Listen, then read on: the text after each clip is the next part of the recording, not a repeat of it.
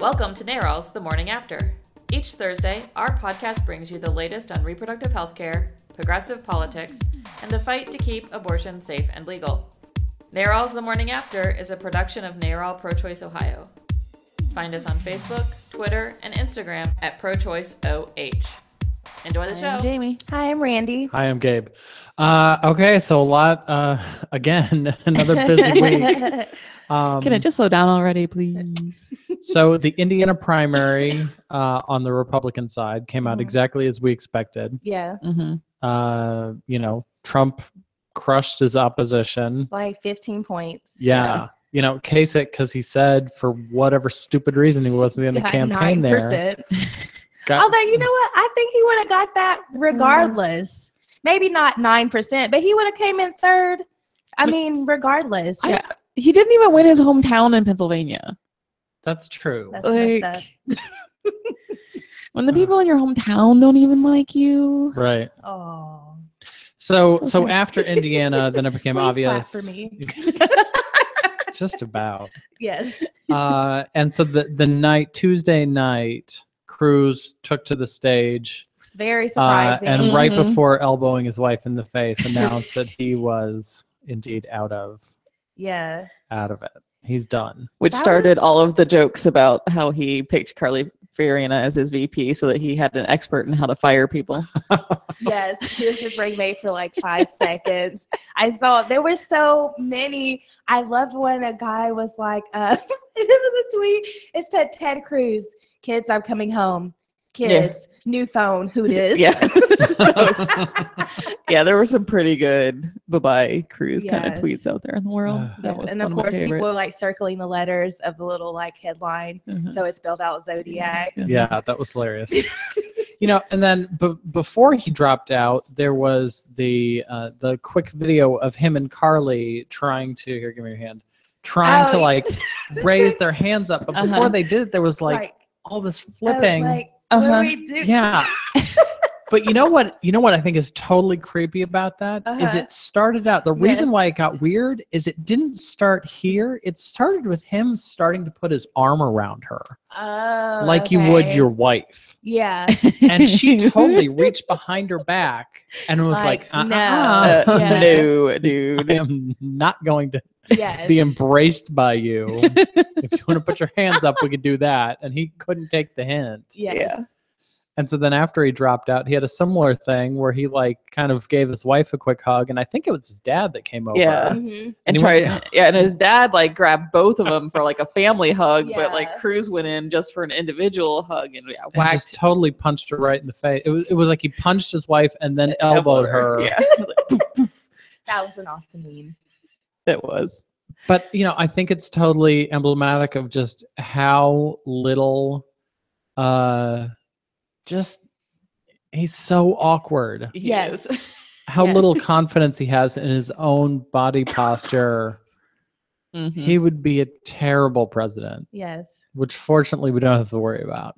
Of course, there is another one we have to worry about now, but so now he has plenty of time to go and play and hit with golf sticks. I throw out a ball at a basketball ring. Yeah, play with the basketball ring. He has a lot of time. Just so awkward. Yes. It wouldn't even be that bad if he wasn't in Indiana when he did the basketball ring thing. Exactly. I mean, basketball is the lifeblood of the state. So to get basketball ring in Indiana just really. Yeah. And he's not that old. I mean, Ted Cruz is 44. So you can't blame this on kind of, if Bernie Sanders was out there making sort of awkward statements that weren't, quite with whatever the newest lingo is, like basketball hoop. Then you could be like, oh, okay. Lingo. He's an older it's generation. Grandpa. Yeah, Grandpa just does that. I mean, he's a Gen Xer. Yeah. Even though it's so surprising because he's a year apart from Marco Rubio. Yeah. Right. And yet looks 20 years older. What have you been doing? Yeah. No, it's just so incredibly awkward. And it's kind of a shame that we don't have him to kick around anymore. But darn. And so then Wednesday, I was out in the middle of wilderness because I was chaperoning some kids at camp. And of course, right at that moment, I get the text that Kasich is out too. So, and that was a huge surprise because the night before he's like, "Oh, I'm in. Cruz can do whatever he wants. We're going to California. We're sticking in this till the end." And then the next day, I'm leaving. Yeah. Like, really? Well, they both were saying that, which I think is like why it's so surprising, because it's like, I don't know. It seemed like at this point, why wait for Indiana? You could have just left like many states ago, because you were already losing. But I guess they feel like they made such a big, like, we're gonna win Indiana, so now I'm gonna drop out. But again, it's like neither one of y'all had a path to win anyway. So yeah, I think the writing on the wall was that with a win in Indiana, Trump was gonna hit the 12 whatever he needs, 1267 or whatever he needs, and therefore it wouldn't be a contested convention. So there's at that point no point. And the good news is that hopefully Cleveland won't burn now. For us Ohioans, you know. Good luck. Well, it's still Trump as the nominee, so I don't know. And a lot of people are still very upset about that. Yeah. The sane Republicans. Yeah, see, the sane Republicans are upset about it. So, like, I don't think that the sane Republicans would burn the city of Cleveland down. The Trump supporters would have if Trump didn't become president. So I think Cleveland is safer. So, well, he's not going to become president. They would do that if he didn't become the nominee. He can be the nominee. He's not. And it's like, I saw someone the other day, forget about all the terrible things he has said. I'm not going to vote for a celebrity apprentice person. I'm not going to vote for a reality TV star to run my country. Like, no, that's stupid. Why are we doing this? But apparently we are. And I think, speaking of Cleveland, it'll be interesting to see, you know, that's going to be the biggest indicator of what sort of support he has for the party, because they've got 4 nights of primetime television where they need to put people up on stage to show who are the people actually backing this candidate. You know, the people that vote in Republican primaries have overwhelmingly elected this guy. But who are the actual leaders of the party that are going to stand there alongside him? So Paul Ryan has said no. He doesn't see it. Yeah. And you said the Bushes? Yeah, the Bushes, Papa and son, both said, juniors both said that they were not going to be campaigning for Trump this year. That they were going to stay out of it. Many people have said, which, again, like, what does this even mean? That they're going to support him but not endorse him. Yeah. Well, I think that's where Paul Ryan is going to have to eventually, because he didn't say outright that he was never ever going to support him. It was just like, you know, he needs to win my support, and he doesn't have it yet. Yeah. Because I think Paul Ryan's in the really, really bad position, along with Senate Majority Leader Mitch McConnell, in the fact that, like, they need to hold on to their chambers. Yeah. Right. You know, if I was Rob Portman in Ohio, I'd be like scared crapless that this convention is happening in his backyard in Cleveland. Right. And he's got a really tough race with Ted Strickland this year. Exactly. Yeah. So, you know, it's going to be really hard for a lot of those Congress and senators who, you know, need to win really tight races. Right. And that's something that's been really interesting to see out of a lot of the conservatives who say, I'm never going to vote for Trump. But still go vote, because everybody else beneath them needs your vote. Right, right. And is that really going to happen? No, because we saw that last year with Ed Fitzgerald. That's what happens. You have someone at the top of the ticket nobody likes or nobody knows. Right. Then it poisons everybody else down. Yeah. The people who always go to vote are still going to vote their party ticket. But the people that are on the fence on turnout don't turn out. And the people that are regular voters don't become volunteers or donors. And that's really that critical, you know, can you turn the corner? You know, maybe a solid Republican says, well, you know, I don't like this guy, but I'm a Republican voter. I'll vote. Yeah. The vote for your solid base isn't good enough. It really needs to be a vote plus a volunteer action or a donation or both. You know, that's what that's how President Obama really crushed it 2 elections in a row, is he turned solid Democratic voters into solid Democratic volunteers. That's the reason why Obama for America is still functioning as Organizing for America, because it was such a solid field effort. You know, I think Hillary Clinton's campaign understands what that takes. And so, you know, she didn't win Indiana. Yeah. But I'm not worried about how her campaign's going to do in the long run, because they know that you need to actually get people knocking on doors, not just going to the polls. Yeah, and she knows that she can't waste the money right now either. You know, Bernie Sanders spent $6 million or something like that in Indiana, to just barely win. I mean, they basically came out again, like in all these states, they basically came out with a pretty much equal number of delegates coming out. And in order for Bernie Sanders to actually win the nomination, he needs to win in landslides in all the rest of these states. Right. So, you know, he spent $6 million because he doesn't have to worry about a general election. Right. Because, you know, a miracle would have to occur in order for that to happen. But, you know, Hillary knows that she needs to hold on to that cash because she's going to need it to fight back the unlimited cash Trump has in self-financing himself. I mean, that is maybe the one thing they have going that they don't really need for the presidential election, their Republican donors to be really, really actively involved because Trump's, you know, said that he doesn't want their money anyway. Exactly. Of course, they need it. They'll need even more of it for their Senate and congressional races now. Yes. But so that'll be interesting to see. And of course, Romney also said that he reiterated his dislike of Trump and said that he would not be coming out. Romney did. And just go back, I know you mentioned Rob Portman. He declared himself off the table as a VP pick, which, you know, on paper wouldn't be. No, I mean, him or Kasich would be actually pretty good. Goes and picks another white dude, like he's an idiot. That is true. I mean, I think right now the most obvious bet is Chris Christie. Good. And that's not necessarily great for a strategy. I just think it's like the biggest name that's been attracted to his ticket. So I mean, you know, Chris Christie or Ben Carson, and Ben Carson is, you know, he's the male equivalent of idiot as Trump is. Yeah, I think he's the male equivalent of Sarah Palin. You know, he's somebody who now has national name recognition and nothing more. Exactly. Yeah. Well, he's also said that he actually wants to pick a Washington insider so that like he can maybe actually get something done, which is why I think Portman and Kasich kind of come up because they're both, although crazy conservatives and actual policy, known in the policy world nationally as more moderate, works things out kind of people. Right. And so, you know, I think that's why one of the reasons why Kasich and Portman get mentioned so often. Paul Ryan's also been mentioned, and he of course said hell no. Thank you very much. Paul Ryan doesn't want it. You know, he could pick John Boehner, which would be kind of insane. I don't think he would take it either. No. I don't know that he would, but I mean, Boehner's not doing anything. He's from Ohio. He's got national name recognition. He doesn't have good standing with the Republican Party because they just kind of gave him the boot. Yeah. But I mean, that's, you know, a definitive Washington insider. I like him more now that people always like you more when you're out of office. Yeah. Sure. I mean, when you call Ted Cruz Lucifer in the flesh, I mean. So, you know, there's that. There's the governor of South Carolina, Nikki Haley.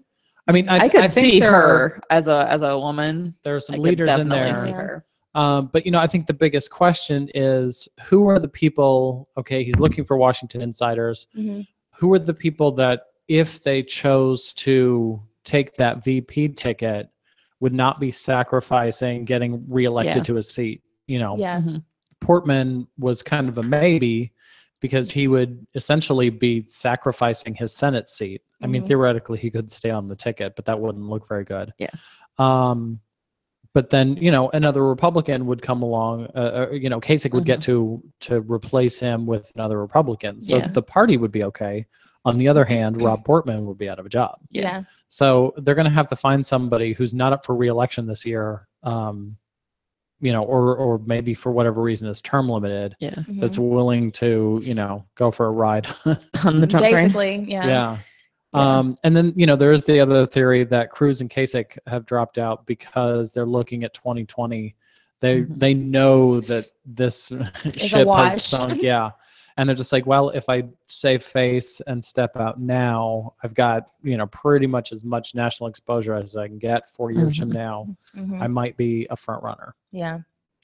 Yeah. I don't know. I think we do though risk falling into the same trap that Jeb and Cruz and everybody fell into if we don't actually consider this a serious election. You know, like every pundit on the planet said there was no way in hell Trump could get the nomination, and look where we are. Yeah. Right. So, you know, this shouldn't be a difficult race, but Trump defies every ounce of common knowledge and how things usually work. Or common sense. Or common sense or any of those things. I mean, to be able to win an election with 0 field program. Right.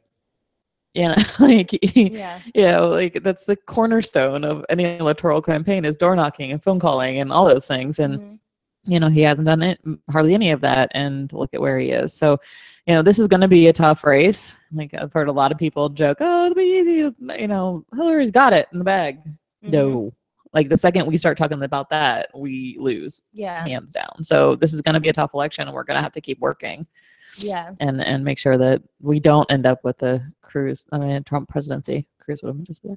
Right. But yeah, that's, I really don't want to move to Canada, but I'm also not going to survive in a world with Trump as my president. It's going to be a tough election. It'll also be entertaining. Evidenced by the White House Correspondents Dinner that was over the weekend, Nerd Prom. I love it.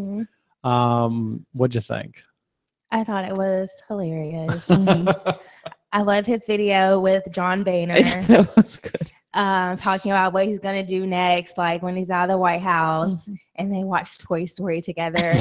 And then he tried to tempt him with some Camel cigarettes. I thought that was terrible, Boehner but hilarious. The president to have a smoke.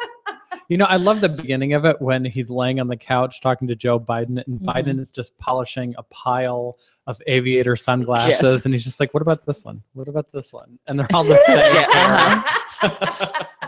Just those Biden signature sunglasses. Yes. It was. I mean, it was hilarious from beginning to end. I mean, the walkout song that played while he was walking, as Obama was walking up. "You're gonna miss me when I'm gone," especially in the light of Trump and everything else. But yeah, it was hilarious. Yeah. The president was absolutely vicious to major news outlets. Oh yes. He slammed CNN, talking about how some people have left certain networks, and Jake Tapper left journalism to join CNN. I mean, that is just salt in the wound. Yes. Yeah, I was actually streaming it on my phone as I rode the bus home from work the other day, and that was the one moment where I couldn't contain myself, and I actually made an out loud noise on the bus watching it, because you couldn't hear that and not go, "Ooh," "Ow, that hurt a little bit." Ouch. Yeah, and you could see it on his face. And then he also did they get the camera to Jake Tapper? Oh yeah. And he's just sitting there just with this kind of look on his face. He was feeling the burn. Jake Tapper.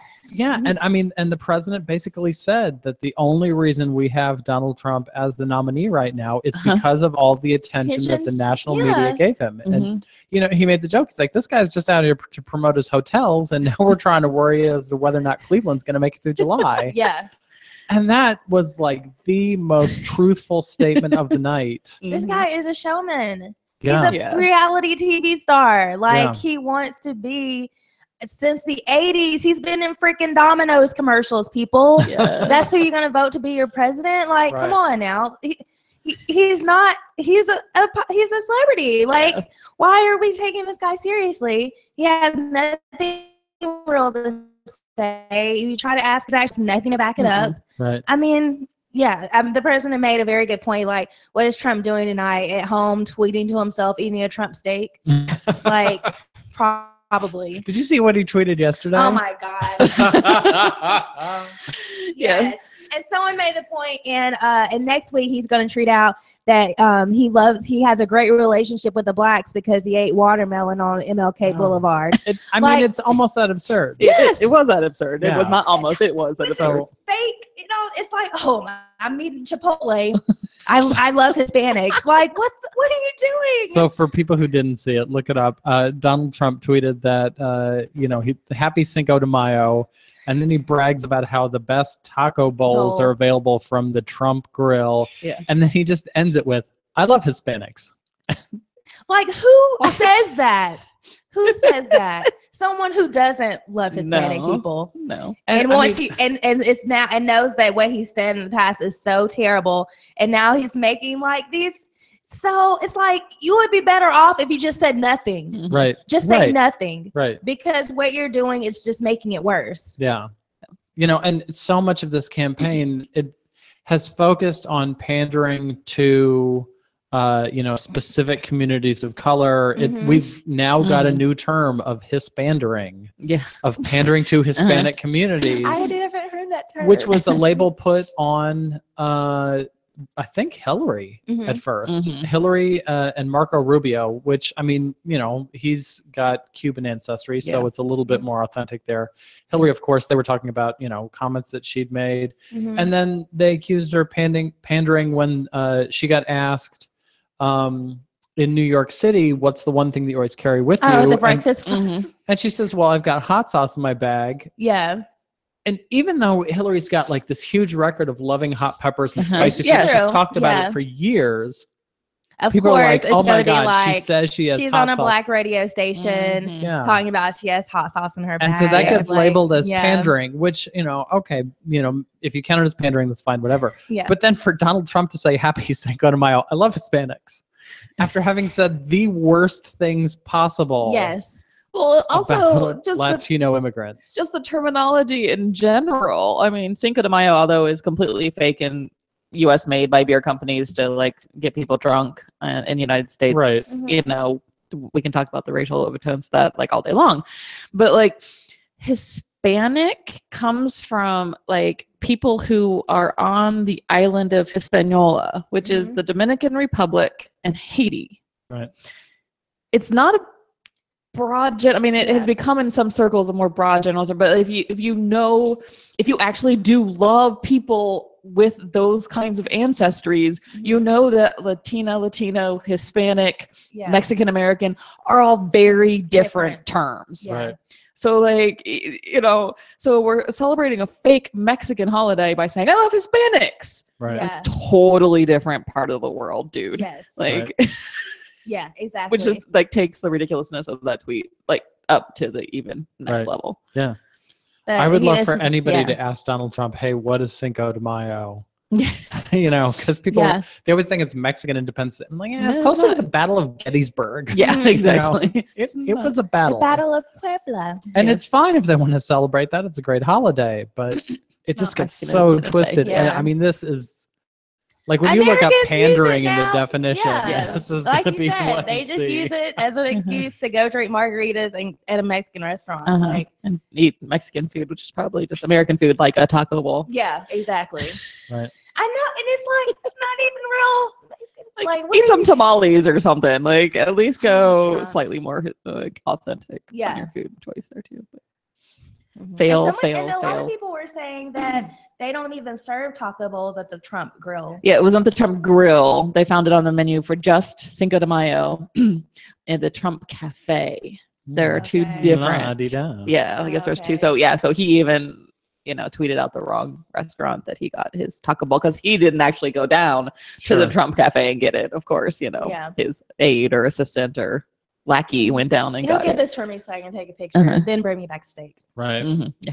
So back to the White House Correspondents Dinner. True. We got to segue on Trump, of course. So the president was pretty vicious towards him, and then Larry Wilmore took the stage. You want to talk about Larry Wilmore? Larry Wilmore, I was watching it live that night, and if everything I felt, he was saying a lot of truths. He was. Capital T truths. And when you say a lot of capital T truths, it makes people uncomfortable. It made me uncomfortable watching because I could feel through the TV screen that the people in the room were like so uncomfortable. Right. Even though, like I say, he was saying a lot of true stuff, but it was still like very uncomfortable to watch at times.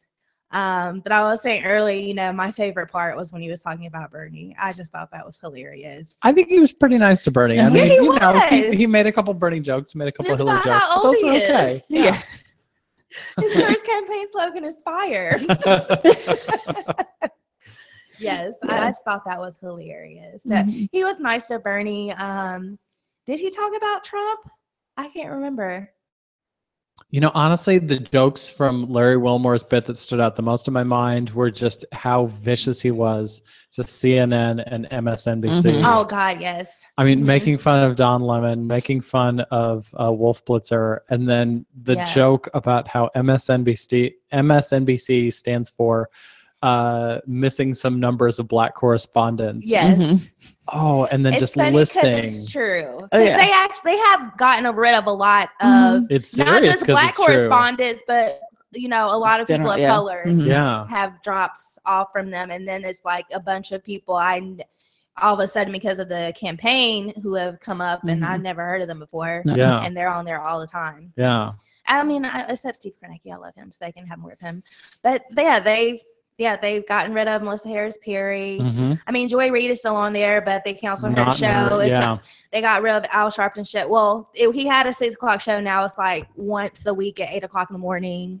They got rid of Torre. They got rid of a lot of people. Jose Diaz-Balart, he's not on there. They got rid of Alex Wagner, who's Burmese. They got rid of a lot of people of color. Yeah. Right. Yeah, and I mean, I think he was making a funny joke that has a lot of serious points behind it. And that combined with how much the media has pandered to the Trump campaign.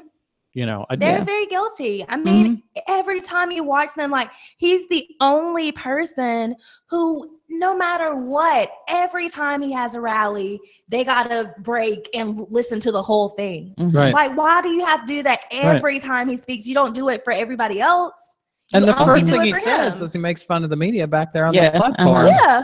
It's like, well, geez, if this guy's going to yell at you, why are you putting the cameras on him? Yeah, exactly. And, I mean, it was so ridiculous. Once I actually saw it, I think it was on CNN, where like, this was earlier in the campaign, so I think it was actually Rubio was actually talking. And there was an empty stage waiting for Trump to arrive. Right. And the big main screen was the empty stage, and the little side screen with no sound was Marco Rubio talking. I mean, it was more important for CNN to show a empty, silent stage waiting for Trump than Marco Rubio actually giving a speech somewhere. And that's why the winner is anyone not watching The Situation Room with Bill Pulitzer. Yeah. I mean, I think we've been missing Jon Stewart for 9 months, and he brought a lot of serious media criticism, and so I think this was kind of 9 months of that, just all being birthed out. Samantha Bee does a really good job, but she only comes on once a week. Right. So she can't do it enough. But I think she's the only one of like the either replacements for Jon Stewart and Stephen Colbert, or the general correspondents who have gone elsewhere. So they feel like she's the only one that really is carrying on the true legacy of Jon Stewart and all the criticism and everything. Although it's funny, Stephen Colbert does a decent quantity of it still on The Late Show. So whatever it is. The Late Show. It is Late Show. Yeah. It's been really interesting to watch, because I thought it would get totally watered down and everything else, but the last I think it's going to be watered down. His ratings apparently aren't that great. I think it's hilarious. So I think Colbert's having a tough time connecting with that sort of wider audience. So I think watered down is exactly the direction he's headed in. But it's been really funny, because he's always been kind of more on the side of the Republicans. So he's done a lot more criticism of the Republican Party. And he actually had a hilarious, but you should actually check it out, on pretending to talk to God about the whole thing on the day after Cruz dropped out. So I guess that was Wednesday. Yes. It was hilarious. Yes. I didn't get to see it. I was in the wilderness camping. Show it to you later. I'm sure it's on YouTube somewhere. Yeah. The last thing, the controversial thing that everyone's talking about, Larry Wilmore. So he ended with, the first part of the ending I thought was great, because he did all his whole spiel, and then he got serious, and he was like, growing up as a black boy in this country, it was a point where we didn't even have, people didn't trust black quarterbacks. They didn't even trust a black man to lead a football team, and now we have a black man who can lead the free world. And I thought that was really heartfelt. And that was. I really enjoyed that. And then he ended with, he called Obama the N-word. He said, with an A. He ended it with a G. He said, "You did it." Which Obama, like later they asked the White House, like Obama was cool with it. He was like, he appreciated his spirit. Yeah. And I mean, they cut to the president. I mean, he gave him like a fist bump back and gave him a big hug and a handshake. When are we ever going to get to say that again to the president? Like, it's going to be a while. So, I mean, I thought it was funny. I guess a lot of people were like uncomfortable by it and were like, you should know. I mean, it's a big debate, not just in this sense. I mean, it is a big debate among all people, among Black people. I mean, so a lot of people feel like my mom, for instance, feel like you should never use that word ever. And growing up in her house, she was like, never use that word ever because it's a bad word and it's, you know, been put on people to make them feel like less than human. But at the same time, it's kind of what I was going to say earlier. What I think is funny, you said later, Larry Wilmore was like clarifying on a show and saying, talk about the difference between ending it with ER, ending it with GA. There's a difference. And I feel like in the younger generation, there is a difference, which I thought was funny because he's older. And, you know, he still was like, there's a difference. But again, some people feel like you should never use it. But I feel like, you know, I mean, and if you're white, you shouldn't. Yes. No, if you're white, you shouldn't. That's why you shouldn't make CPT time jokes. That was another hilarious thing the president did. That was awesome. But yes, people don't say it. But I mean, I guess it depends on, you know, how you feel about it, your background, whatever. I thought it was hilarious. Well, that goes to just the politics of identity and who gets to name. And, you know, if it's the community that wants to use that word inside their community, then it's their decision to use that word. You know, the same kind of conversation was happening in the LGBT community in the 90s, early 2000s around the use of the word queer. That's right. And, you know, and again, it was an older, younger split of, I remember when that word was used against me in really bad ways. So no, never, ever, ever, ever say that again. And the younger generation saying, we're taking it back. You know, I'm going to empower this word. I'm going to use it as a, hell yeah, I'm queer. You know, you got a problem with that?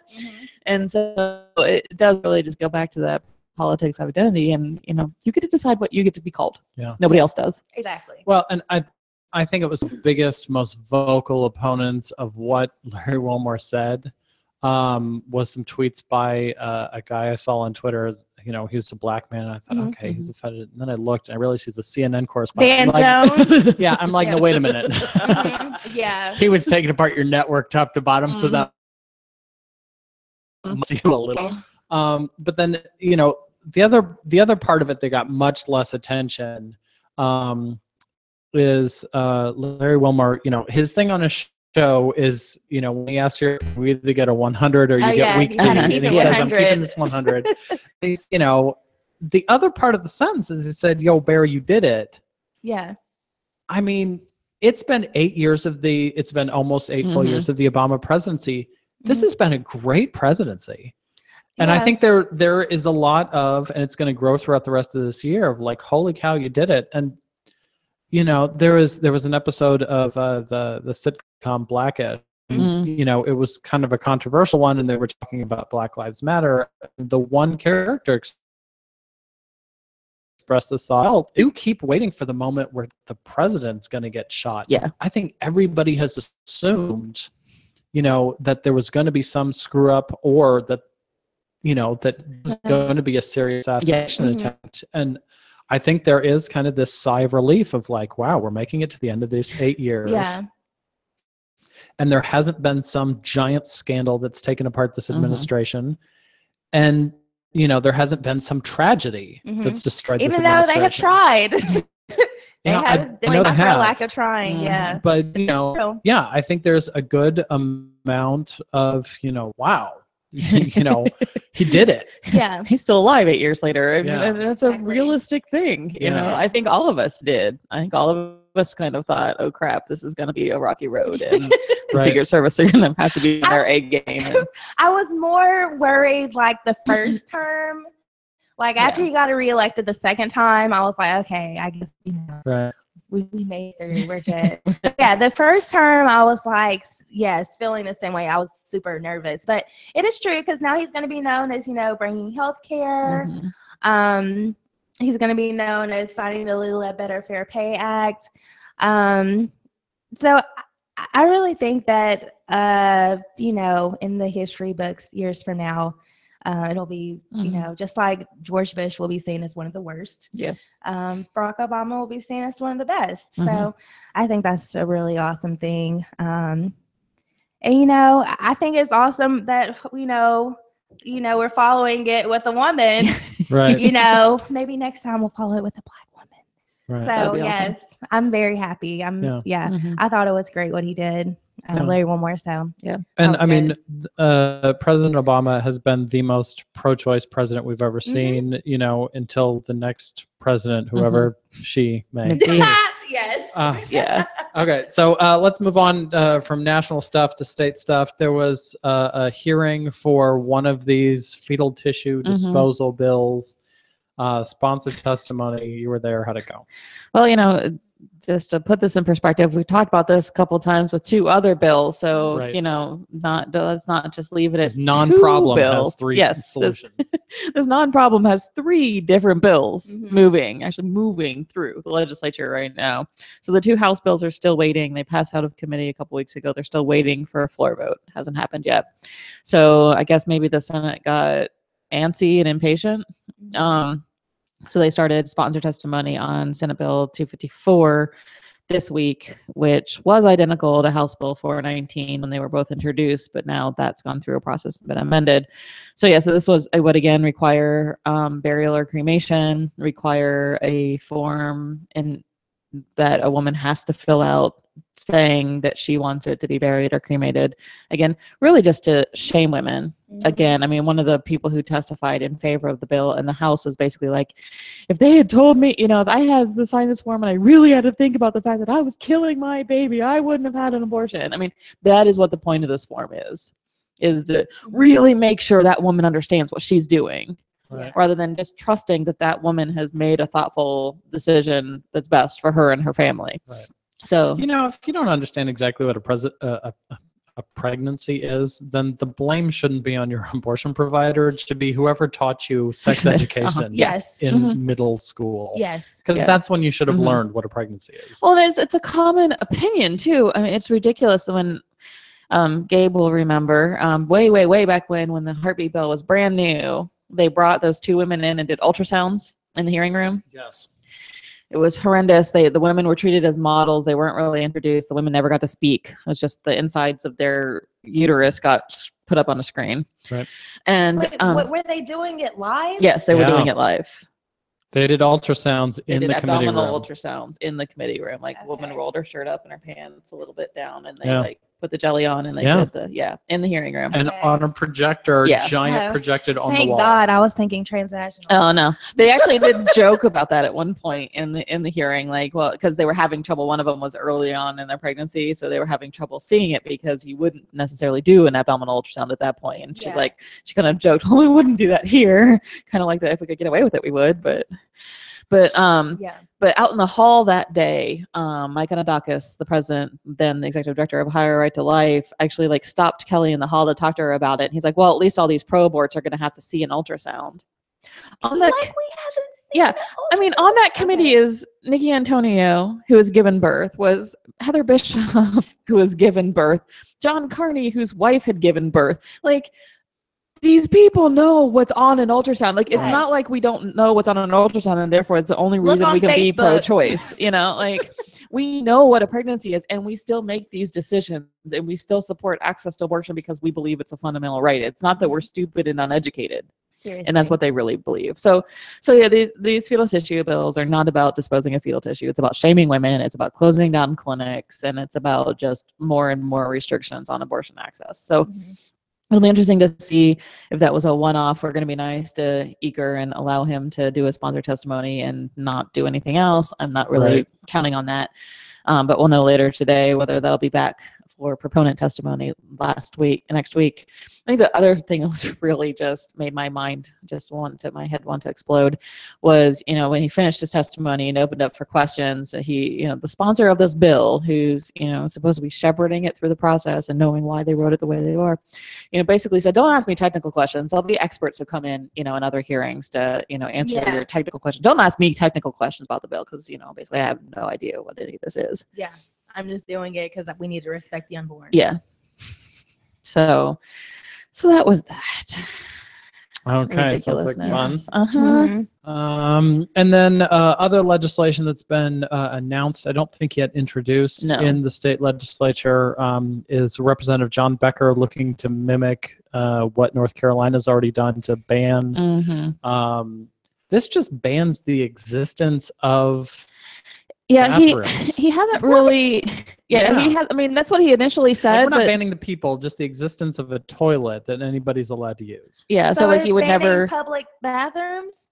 You would never be able to have a gender neutral bathroom in a public building. So like our one bathroom that we all share would be illegal. He's afraid of the toilet. That's the only thing I can figure. Yeah, but. Okay, I just want to be clear. I'm like, I know, Jaime. I'm trying to use logic for things that don't make sense. But so really what he's saying is, so we're not saying that like they did in North Carolina where it was like you have to go to that. They wouldn't be saying that though. Because it would be saying that the only bathrooms that are allowed to exist are a women's room and a men's room. And women go in the women's room and men go in the men's room. And is it classifying who is a woman and who's a man? We don't know that yet. So, Becker announced this and got, understandably, a lot of pushback. One of which he actually posted on his public Facebook page with the name and phone number of the person who wrote him the letter. Right. He did eventually retract that because he got yelled at by some of his people. But I mean, he doxed a constituent. He basically doxed a constituent. But he's also been talking about how he actually met with Equality. There's actually a 10 TV article about how he met with Equality Ohio and 2 trans people yesterday. But at the end of it, he's like, we just have a fundamental disagreement. I believe that this bill is necessary and they don't. And so, he keeps talking about how his bill is going to really just address the fact that men may pretend to be trans in order to rape women in bathrooms. Nobody's doing that. Yeah. So he wants to address that, but he doesn't want to hurt actual trans people. And it's not like there's any physical barrier that keeps men in dresses and wigs out of women's rooms. Right? Yes. I mean, well, Dave Babenmeyer, if he's standing outside of your women's bathroom. Right. But yeah. So, I mean, this legislation is really stupid. And so is the reaction to it. So one of Ohio's premier anti-choice protesters has taken to videotaping inside Target stores, standing outside the bathroom in case something happens. He's basically just standing there with a video camera. Yeah, he's got a sign that says, warning, men may be in women's room, and just stands outside of the bathroom. And he actually got kicked out of a Target closer to his house because he lives just outside of Columbus. Or like last week or something like that, and has continued his protest and actually been joined by the Johnston family, which is another frequent protester outside of Planned Parenthood in Columbus. They've got like 10 kids now, and frequently bring the entire crew down to protest outside of the abortion clinic. Now they're bringing the whole crew to protest outside of Target. And actually he's got a whole protectrestrooms.com website now, and he's doing a whole like national protest of Target. I think on Saturday he's planning on being outside the one at Easton in Columbus. So, if you wanted to go tell him how you felt about him. But yeah, I mean, he's definitely, if you know anything about his history, this is the guy who in the 90s got fired from London High School as a football coach because the ACLU actually sued the high school because he was forcing his football players to pray at a public school. Right. So, he's been around on these kinds of issues for a very long time and basically has not been employable since then. So this is now his employment/hobby to just harass people that he doesn't agree with. Right. He has a record of discriminating against people he doesn't like, and then calling discrimination when he is told to stop. Exactly. Yes. Yeah, and he's loud, obnoxious, and just generally annoying. But yeah, so it's been an interesting kind of pushback. I mean, the Department of Justice yesterday actually issued a letter to North Carolina that said that the bill actually is against civil rights. Violating the Civil Rights Act. They're going to be in danger of losing federal school funding, billions of dollars federal school funding, because you made this stupid bill that you don't need. Yeah. And it's like, and they're saying that 5 days was not long enough for them to decide what they should do next, yet 12 hours was enough for them to introduce it and for it to get signed. Yeah. Mm-hmm. Yeah.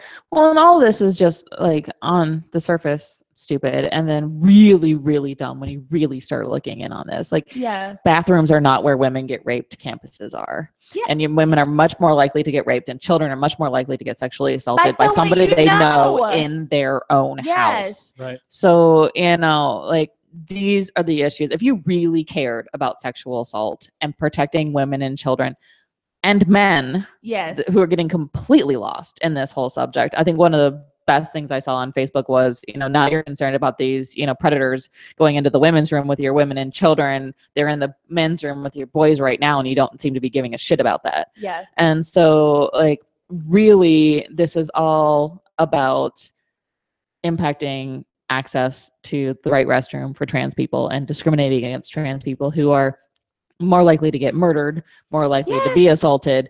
They are much more likely to be assaulted than ever assault anyone else. And so exactly, we're doing nothing. They get murdered, especially trans women of color getting murdered at ridiculous rates. But who gives a shit about that? Like, no. We're going to just actually put them in more risk by forcing them to go in the men's room to use the restroom, where they're more likely to get assaulted and they're more likely to get raped and assaulted and beat and killed. So, this whole, I've seen a lot of actually rape crisis kind of programs and stuff across the country say, stop using us for this purpose. Like, you say you're helping us, but you're actually hurting us. So just stop. Mm-hmm. Stop using us for an excuse to be discriminatory jerks. Yeah. So on that note, there is actually a bill that was introduced in Ohio, House bill. No, you didn't write it down. It was 5 something. Is it better? No, it's not. It pretends to be better. This is Ohio, Gabe. Stop being silly. And this was introduced by Republicans, so you can just kind of base it off of that. So Representative Bill Hayes introduced a non-discrimination bill. Okay. So sounds good on the surface, but let's dig deeper.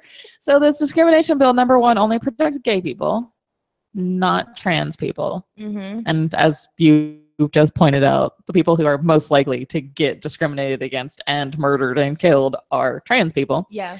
So it completely leaves trans people out because that's just too controversial right now, is what he said. He purposely left them out because he didn't want to get into that controversy, that protecting gay people was more okay, so more accepted. So he was just going to stick with that. Okay. And then to make it a true compromise bill, in addition to protection and equal housing and employment, it also left out public access, so like access to buildings and those kinds of things. So like it purposely leaves out all the bathroom stuff, so you don't have access to public accommodations. It's not protecting you on public accommodations, which is where the bathroom stuff comes in. And then to take it a step further, it actually includes a religious opt-out for people who don't like gay marriage. So it allows, if you don't want to do a gay marriage, you can just not do any marriages, even if marriages are part of your government job. So now it would be like Kim Davis, and basically you can keep your job, although you're not willing to do it. But there's something in it, and I haven't read it all, but there's something in it that says like all the way down to like Kim Davis level. If it's just like your signature on a form, that you kind of have to do it. But like if you're the judge who has to like preside over the ceremony, it was that you can't not just do gay weddings. Like you had to say, I'm not going to do any weddings at all. But it allows for that opt-out, and it allows for a bunch of other opt-outs for religious reasons and those kinds of things. So it's a discrimination bill that allows discrimination. Isn't that fun? Yeah. Only Republicans in Ohio for public officials. Yes. As Larry Wilmore would say, this is some weak tea. Yes. Is not keeping it at 100. So Equality Ohio immediately came out very strongly against it and said they would never ever support any bill that did not protect everybody, especially the most vulnerable members of the LGBT community. The ACLU also came out and said that the bill was completely unacceptable. We agree that the bill is completely unacceptable. You need to protect everyone if you're going to protect somebody. So it'll be interesting to see if the bill does move without the support of the community. Hopefully it does not, because it would do a lot more damage than actually protect people. So go Ohio, Okay. Why are you telling public officials that it's okay for them not to do their job? If you don't want to do that, then don't be a public official. I'm sorry if it conflicts with your, then go into another field, get another job. Right. Don't say that it's okay for them to be able to keep it, and our taxes still have to pay them, and they don't want to do their job. That's not. I don't understand why they. And it's like, this is the party of personal responsibility, fiscal. You need to work if you want to eat, but unless you don't agree with that, then okay, we're still going to pay you, and you don't have to do it. I wonder if a poor person had a moral obligation, a moral objection to a religious exemption for, filling out whatever paperwork they needed to for food stamps or WIC. The GOP would be just as, up in on protecting their. We can all guess where that would be. Right. So that's really the Ohio update for now. So new legislation to keep an eye on. Of course. You want to close this out? Give people some hope, some stuff to do. Yeah, I'm excited because it's summertime. It's nice outside now. And the sun actually came out today. Yay! There's this big ball of burning in the sky. I don't know what it is. What happened? Yeah, it rained through camp. We were mucking through. We were actually discussing whether or not you were getting poured on the whole time. Yeah. So yes. It's very nice outside. So it's officially festival season. Yay! So I'm really excited because I had a great time last year. I'd never gone to any of the prides before. And so we're going again this year. Like I said, I had an awesome time. You guys will have an awesome time if you come sit at the booth with me. So Dayton, we're going to be at Dayton Pride, June 4th. That's the first Saturday in June. The second weekend is free. It's my birthday. And then the third weekend is Columbus. Columbus. So the second weekend is that Friday and Saturday is Columbus Pride. And then the last weekend in June is Comfest and Cincinnati Pride. Comfest is Friday, Saturday, and Sunday. And then Cincinnati Pride is just that Saturday. So we'll be all those places. So you can sign up or email me, volunteer@prochoiceohio.org. If you're in any of those places and you want to come and, help me man the booth and talk to people and eat good food. And if you're in Northern Ohio, Cleveland Pride actually got moved to August because of the RNC. Republicans ruin everything. Right. So that's actually going to be in August this year. Youngstown is in June, and I think Toledo's also in August, maybe even early September. So all those will be coming up later this summer, but Annie's got a lot of Larchmere Perch Fest and things like that coming up too. So if you're in Northern Ohio, Toledo, Youngstown, Akron, Cleveland, email volunteer@prochoiceohio.org, and we'll get you all those dates as well. Also, if there's like big festivals that are happening and, we try to get out to the other places that are not, Cincinnati, Dayton, Cleveland, all those places. So if you're having an event in your town, it's a pretty big event and it's on the outskirts, let us know about that and we'll try to come. Again, you can email me at volunteer@prochoiceohio.org about different events for the summer. Okay. Gabe.